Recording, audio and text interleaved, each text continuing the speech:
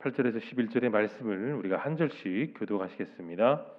만일 상전이 그를 기뻐하지 아니하여 상관하지 아니하면 그를 속량하게 할 것이나 상전이 그 여자를 속인 것이 되었으니 외국인에게는 팔지 못할 것이요 그를 자기에게 주기로 하시면 그를 딸같이 대우할 것이요 만일 상전이 다른 여자에게 장가들지라도 그 여자의 음식과 의복과 동침하는 것은 끊지 말 것이요 이 세계를 시행하지 아니하면 여자는 속전을 내지 않고 거저 나가게 할 것이니라.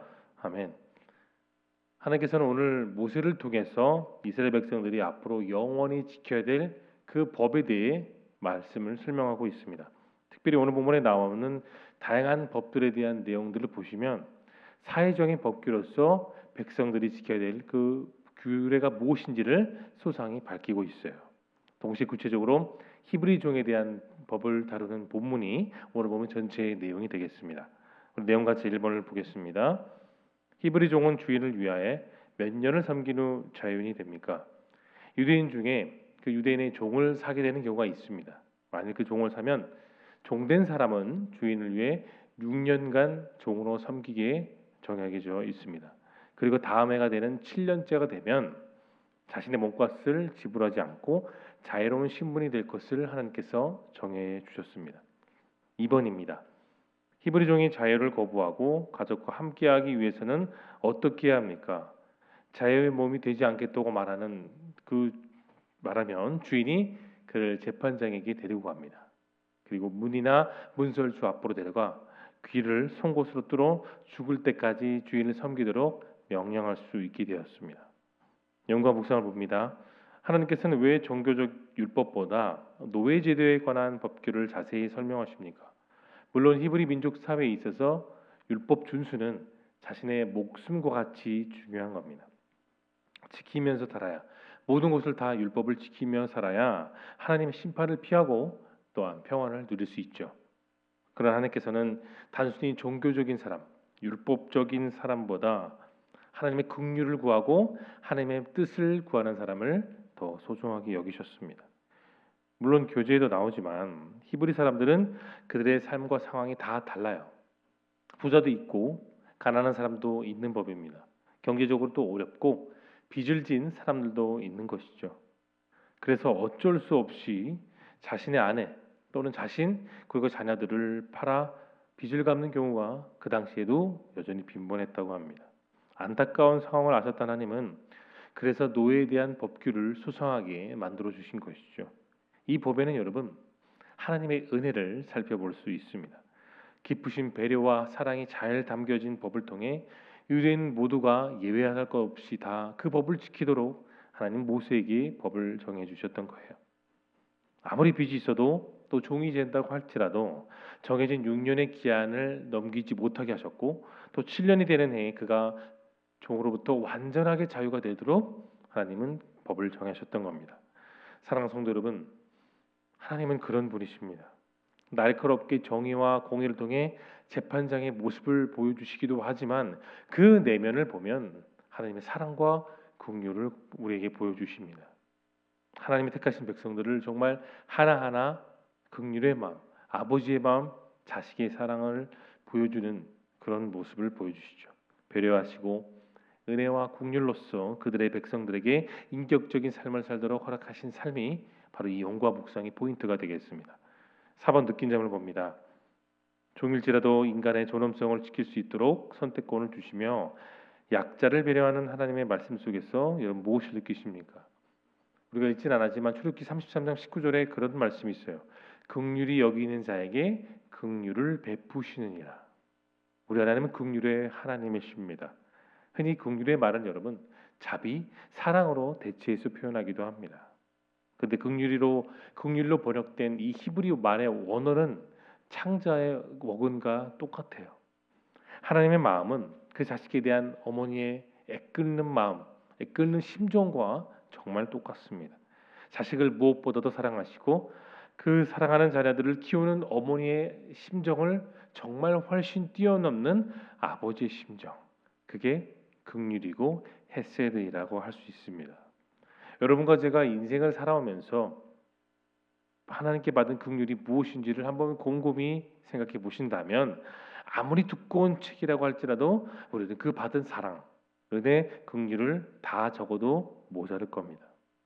사랑하는 성도 여러분, 우리는 하나님의 사람들입니다. 또한 그 은혜를 받은 긍휼의 대상자이죠. 내가 받았던 은혜를, 내가 받았던 긍휼을 또한 흘려보내는 그런 역할을 우리가 감당해야 됩니다. 하나님의 성품인 긍휼을 우리는 누리고 살고 있어요. 내가 받은 긍휼은 이제는 내 안에만 두는 것이 아니라 주변의 긍휼과 사랑이 필요한 사람들에게 흘려보내는 너그러움이 너무나도 필요한 때입니다. 하나님의 긍휼하심은 너무나도 아름답습니다.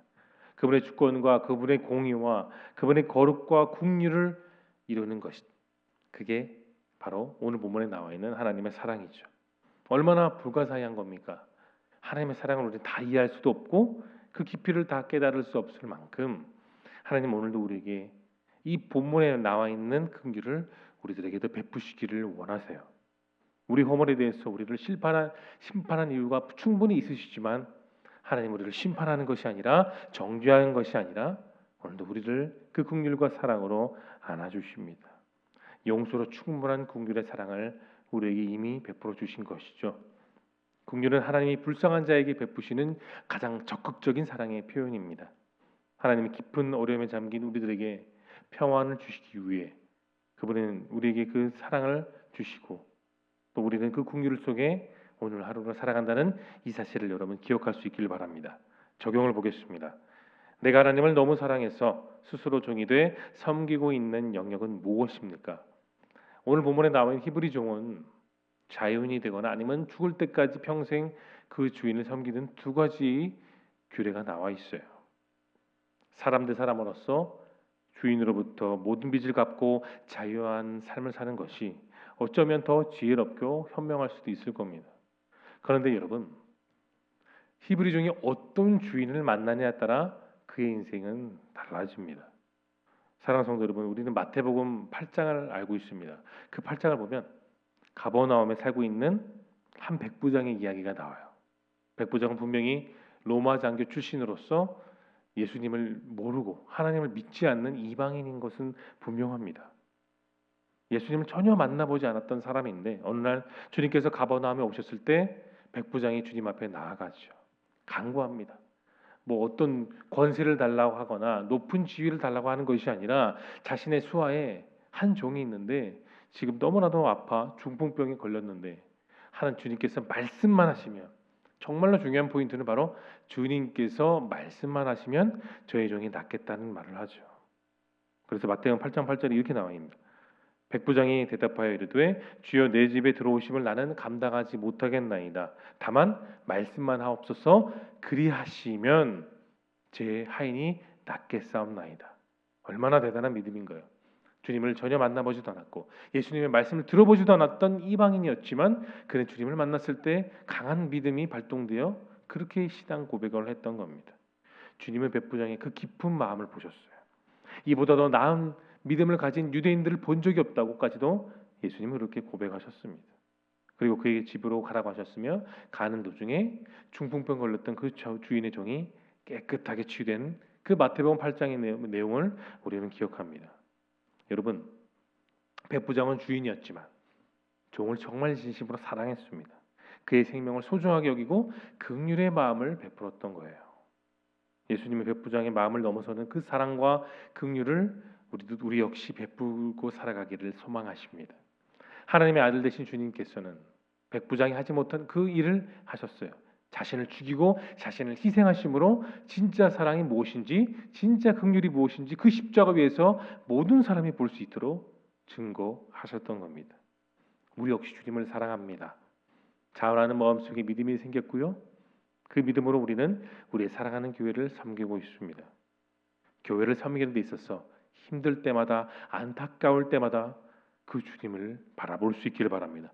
회의감과 답답함이 드는 순간, 분노가 차오르는 그런 순간이 온다 할지라도 나를 정말 너무도 사랑하시는 그 주님을 기억하며 내게 주어진 사리에 그 긍휼의 본을 지킬 수 있길 소망합니다. 마지막 결단을 보겠습니다. 주님의 마음과 시선으로 주위의 사람들을 바라보기 위해 여러분 무엇을 실천하시겠습니까? 주님의 마음과 시선은 여러분 차가움이 없어요. 예수님의 그 시선과 예수님의 국률이 머무는 그 장소와 삶에는 절대로 차가움이 없습니다. 냉렬함이 없는 것이죠. 언제나 따뜻함, 언제나 그 따뜻한 사랑이 있는 겁니다. 우린 주님께 그런 포근함과 따뜻함을 오늘도 누리고 살아가게 됩니다. 이제 우리 차례예요. 사람 누구누구의 시선과 마음이 아닌 하나님 아버지 긍휼과 시선으로 주변의 사람들을 바라보십시오. 그 넉넉한 마음, 그 따뜻한 마음으로 여러분이 시선을 보여주고 품어주고 안아줄 때에 우리 교회는 여전히 따뜻한 그 모습으로 더욱더 성장하게 되는 것입니다. 더 품고 더 이해하고 더 배려하고 안아주고 내가 대신 눈물을 흘려줄 수 있는 그런 마음이 될 수 있길 소망합니다. 우리를 향한 하나님의 궁극적인 목적이 무엇인지 아십니까? 서로 짐을 지라는 겁니다. 서로 사랑하고 서로 위하는 삶인 것입니다. 그것이 예배가 예배되게 하고 성도가 성도되게 하고 직분자가 직분자가 될 수 있는 유일한 길인 겁니다. 내가 친한 사람들과 영적인 교제만 하는 것이 아니라 또 다른 사람에게 선하고 아름다운 교제를 나누고 기도하고 품을 수 있는 그런 넉넉한 사람, 그런 넉넉한 성도, 그런 주님의 자녀로서 오늘을 주님과 함께 동행하는 저와 여러분 모두가 될 수 있기를 예수님의 이름으로 축원합니다. 이 시간 함께 또한 기도하며 나아가겠습니다. 오늘 들은 생명의 말씀을 기억하며 여러분 기억하시고 화면에 보이는 기도 제목 첫 번째, 주님의 마음을 따라 다른 사람을 품고 사랑하며 섬기는 주의 종되게 하여 주옵소서. 내 욕심과 세상의 기준을 다 내려놓고 하나님의 시선으로 다른 사람을 바라보며 섬기게 하옵소서. 모든 성도가 한 마음과 또 기쁨으로 동참하는 리모델링이 되게 하여 주옵소서. 다음 세대를 잘 세워가는 교육관 공관들 역시 잘 활용될 수 있게 하여 주옵소서. 또한 여러분의 마음속에 품고 있는 다양한 기도 제목을 놓고 우리 뜨겁게 주 한번 외치고 통성으로 기도하며 나가겠습니다. 주여